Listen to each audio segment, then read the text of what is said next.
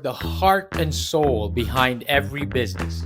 Stories. Welcome to Business Story of the Week, hosted by me, Joshua Laurie. From setbacks to comebacks, from tragedies to triumphs, we inspire entrepreneurs through conversations that matter. Witness the magic that turns dreams into reality. Whether it's your career, business, or life, your success is always one story away. This is Business Story of the Week. Hi, I'm Utkarsh Narang, and welcome to the Business Story of the Week. Fantastic. And that is the man of progress himself, Utkarsh Narang. He is our guest for today. And of course, I am your host, Joshua.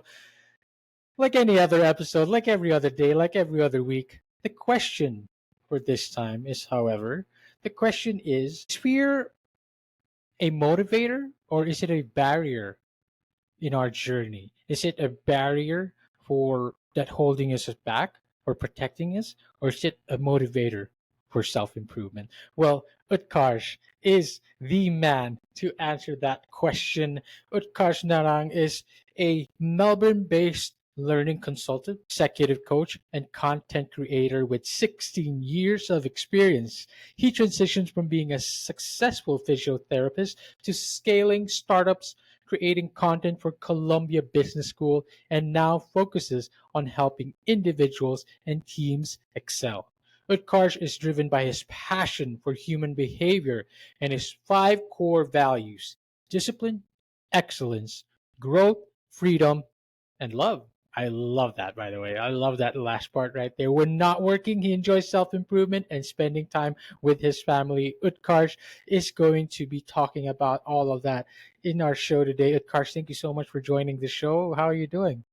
Very well, Joshua. Looking forward to this conversation. And the topic that you've kind of started us and kicked us off, Mhm. fear, it's just such a beautiful emotion. And the dual nature of fear, it Mhm. never emerged to me till I was invited to give a TEDx talk. And in that Mhm. talk, my thought was Mhm. like, let me speak about the courage that I have, the courage of Fantastic. changing careers, the courage of moving continents.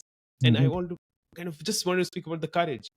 Till Mhm. one of my very close friends said, "But Utkarsh, were those no, were those decisions, were they not based out of fear?" I'm like, Mhm. that's an intriguing thought. And as I Why not? reflect upon, Yes. it came to me this dual nature of fear. It can stop you from doing things, but it can also motivate you to do beautiful things about life. So yeah, looking forward to this conversation with you, and hoping to add some value to our listeners. Of course. The name of that TEDx talk, by the way, TEDx at Mornington, if I'm not mistaken, a Mornington TEDx there. And the name of that TEDx is Can Fear Push Us to Be Courageous? And it is out there, ladies and gentlemen. You need to go watch this for yourselves. And Karsh, you begin that TEDx talk by saying, fear like a superpower. Like it felt like it's always been in there for you. But I wanted to know what the young Utkarsh was like. Was he always fearful? Was the young Utkarsh always thinking, or was he always courageous, so to speak? What would the young Utkarsh now say to the Utkarsh of today? Yeah, yeah. Sometimes I feel that I'm lacking that painful childhood trauma story. And whenever someone asks me that question, I had a beautiful childhood, and what do I do about it now? Like I Oh my cannot go god. back and say that my parents should do things that make that a traumatic experience, but it was not. It was a Mhm, childhood that was driven by a lot of love, that was driven by a mhm, lot of care. Yes, there were challenges like any mhm. Indian household would have, and Of there were course. challenges with my mother's profession.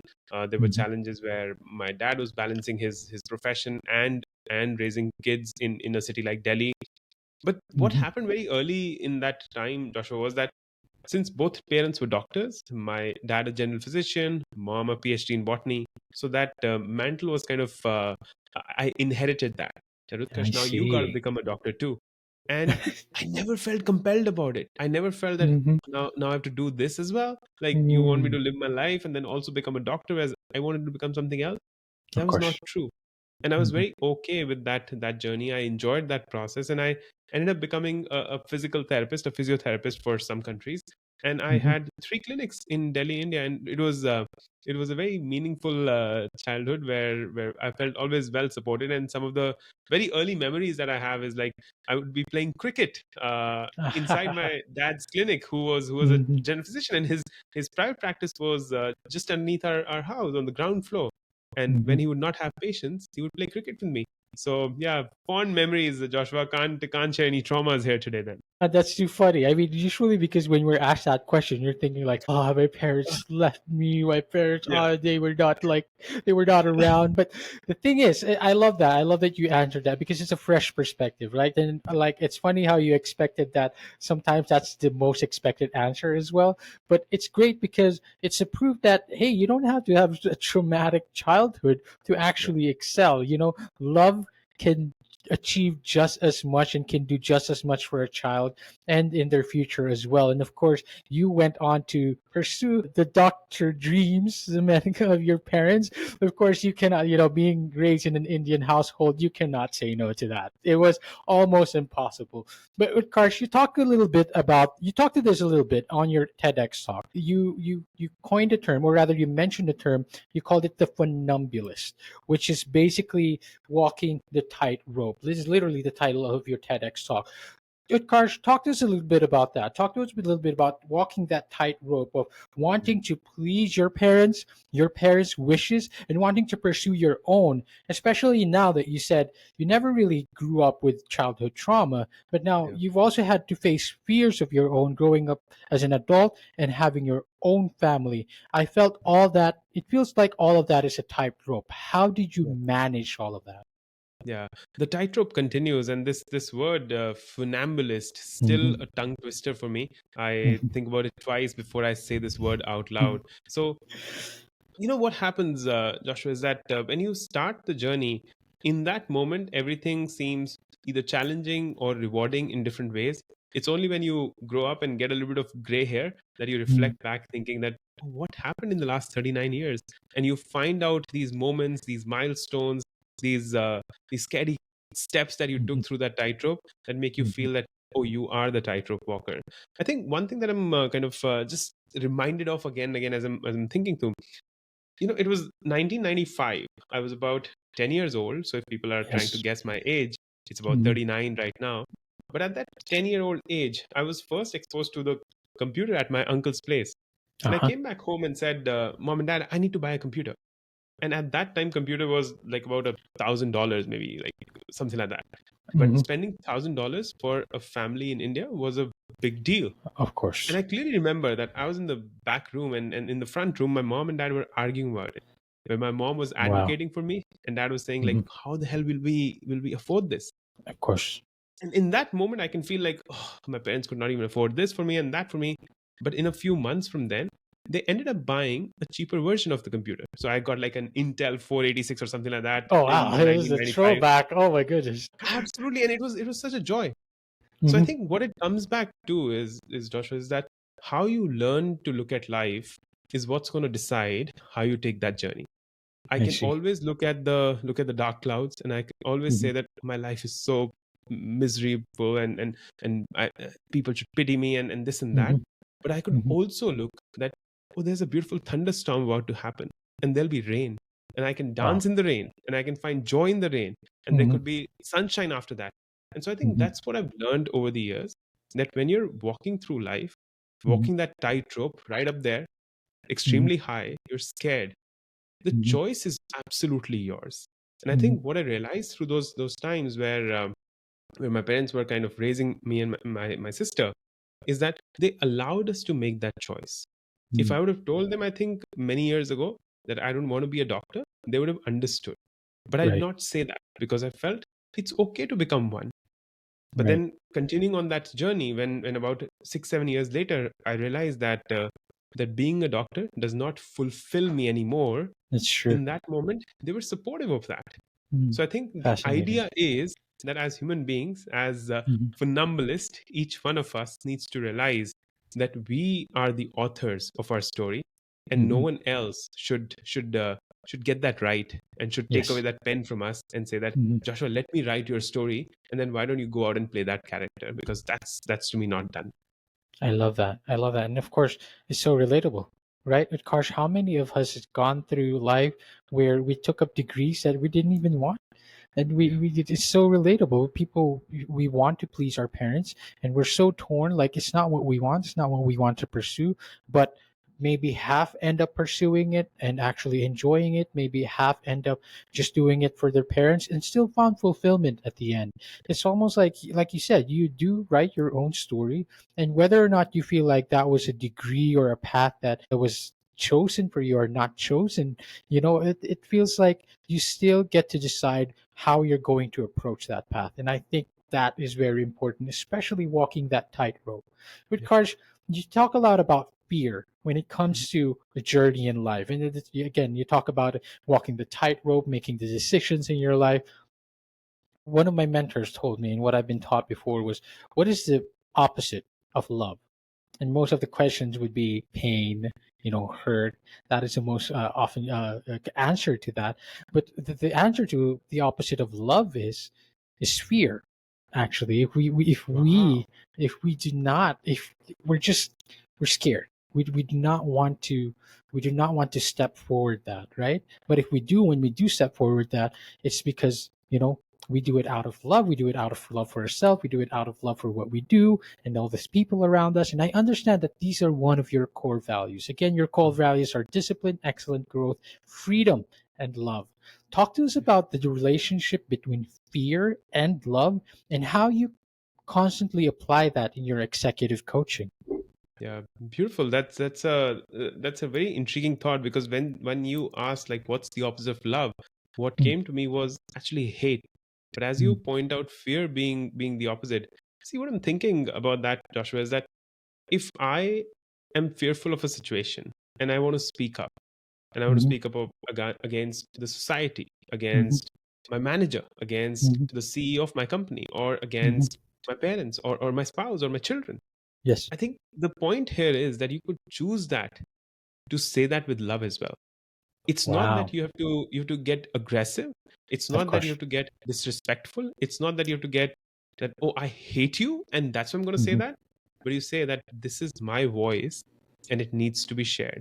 It Wow. needs to be expressed, because that's Mhm, going to kind of make me feel fulfilled. And I think that's the relationship between fear and love that we need to understand, because mhm. my fears that I've tried to overcome over the journey, and this realization actually came very late in life, because as I was asked to give that TEDx talk, part of me was like, I'm going to speak about courage.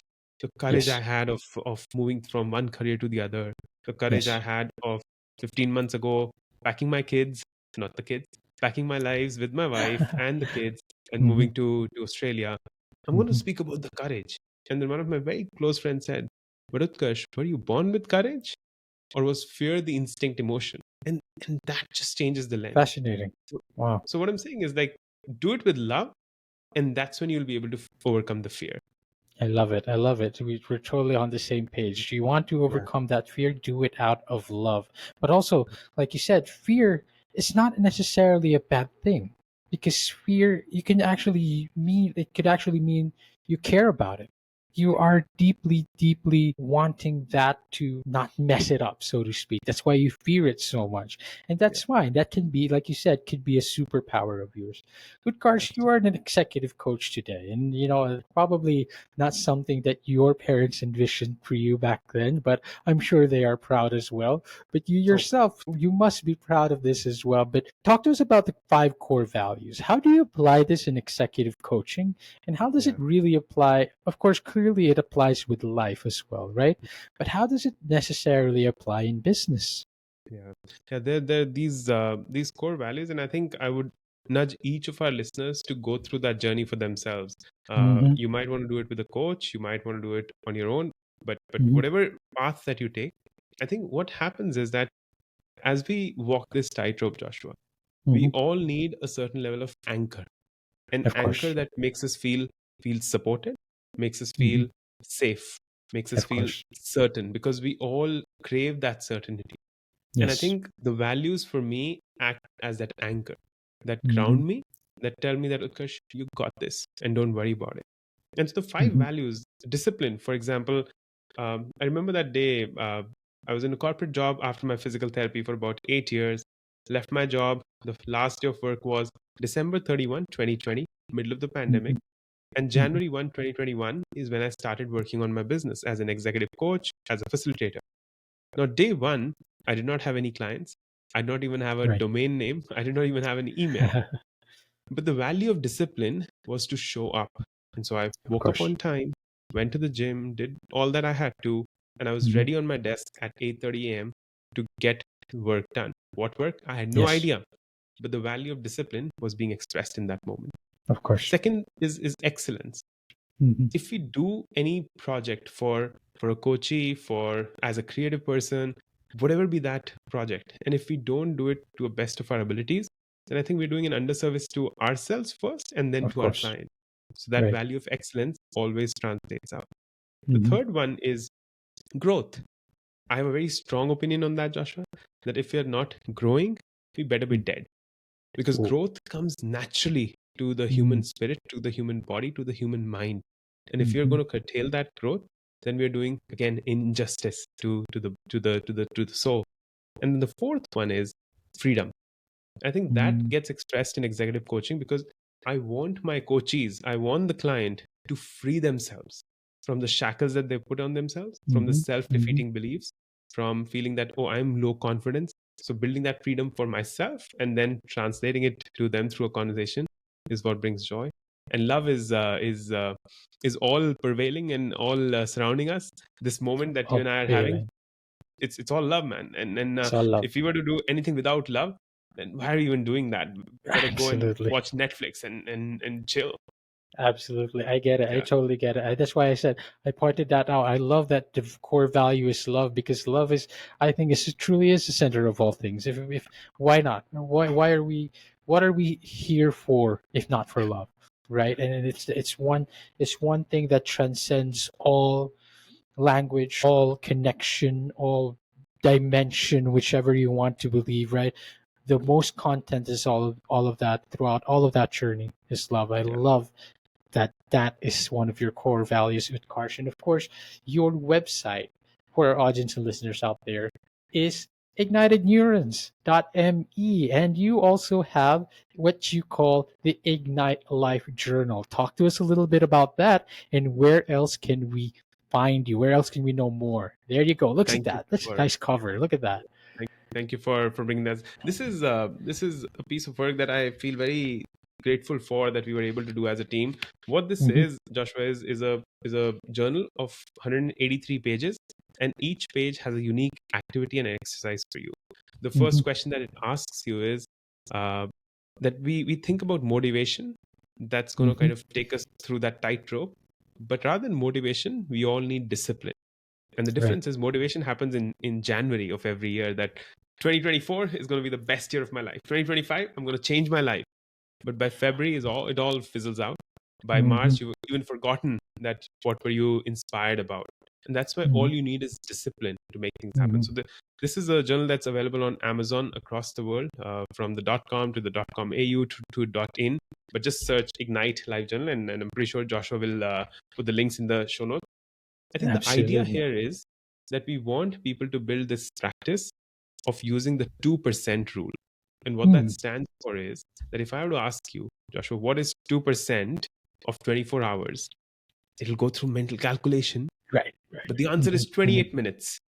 And so, what I'm seeking from each one of us to do is to spend 28 minutes sitting with ourselves, with our own thoughts, in our own mind, in creating that inner sanctuary for ourselves mhm. that allows us to progress forward. And that's what the Wow. journal is going to teach you and take you through a journey. Yeah, I love that. I love that. What your 2% reminds me of with Karsh is, again, one of my mentors. They said you don't have to make big changes. It's 49, 51%. 51% bad, you're 51% negative, you're not doing enough. All you have to do is switch that 2%. You flip it. And now you're doing more good. You're doing more positive things, 51%, 49%. I love that. It's literally Yeah, on my mind. You reminded me of that. And it's the same beautiful. thing. Like you're saying, that 2% could mean the 28 minutes in the day. That 2% could mean a few more words in your when you're writing your book. It's fascinating. It's a constant practice that I feel is valuable for whatever journey you're undertaking, and that journal is perfect companion for everyone else on that same journey, whatever journey they're taking on. Karsh, one of your quotes that you always live by as we start wrapping this up is, of course, live as if you were to die tomorrow, learn as if you were to live forever. Karsh, of course, where else can we apply this in our lives, and how has this helped you so far? Yeah, it allows you to have, and this quote is by Mahatma Gandhi. Mm-hmm. It allows you to have that hunger, Joshua. Mm-hmm. I mean, see, we cannot take whatever we accumulate in our life, the laptops, the phones, the cars, the big mansions. We cannot Of take that course. with ourselves, because that all is going to be left behind for to be inherited by the next generation or to be distributed in philanthropy. So why are Mm-hmm. we trying to seek so much? Right. And instead, we should seek for learning. We should seek for growth. We should seek for knowledge. We should seek for wisdom, because once you Mm-hmm. have that, that's what kind of truly defines your journey. And so what Gandhi says here is that you got to learn to live in a way where you don't need too much. Right. I sport these Uniqlo t-shirts. If Uniqlo is listening, I'd love to have them sponsor Joshua's podcast. All But right, let's go. I love the Uniqlo t-shirt, and that's Mm-hmm. all I have, like 7 colors. I wear them in and out, and that's There. about it.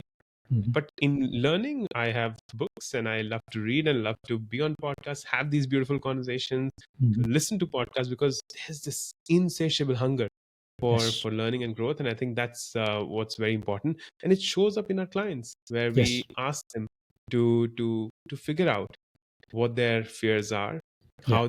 how they're limiting themselves in those moments and fears, Right. what strengths that they have, what values they have that they can leverage to take the next step, take that first step.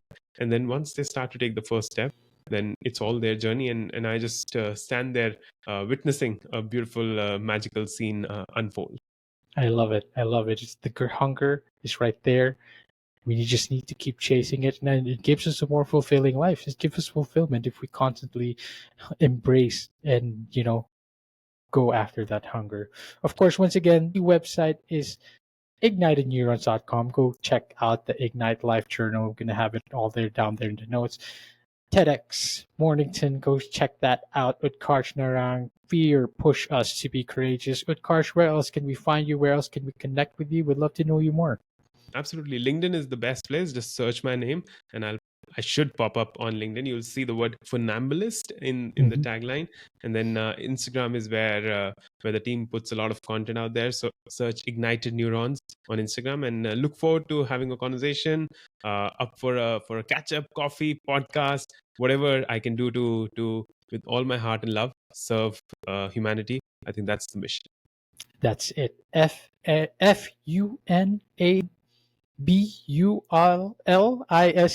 I try to Got it. memorize that, but You that's it. got That's a it. fabulous. Ladies and gentlemen, that has been, by the way, that's why I call you the man of progress, or ladies and gentlemen, the name Utkarsh literally means To progress. fantastic. And that, ladies Beautiful. and gentlemen, is the man of progress himself, Utkarsh Narang, the funambulist, our guest for today. And I hope you enjoyed this episode. Utkarsh, thank you so much for coming on. Thank you so much for having me. Love this business story of the week, and look forward to listening to you and sharing wisdom with your listeners whenever possible. Fantastic. Go check him Yes. out, ladies and gentlemen. Thank you for watching this episode. We will see you on the next one. Bye bye. All right, so here's the thing. We try to get a little bit better every day, but we can't do it without you. So if you like the video, make sure to like and subscribe below. And if you have any comments, just leave them in the space under.